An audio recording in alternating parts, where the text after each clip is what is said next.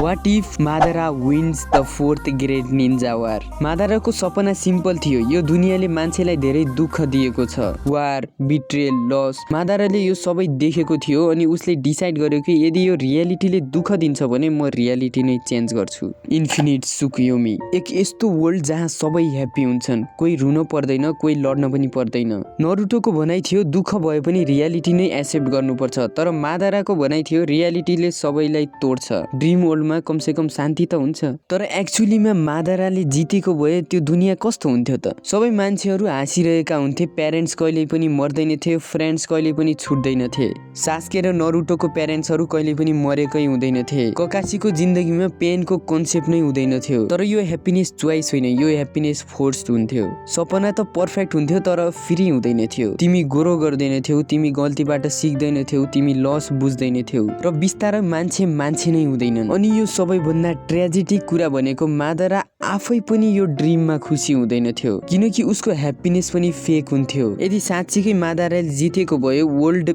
Piece हुन्थ्यो तर alive हुँदैनथ्यो।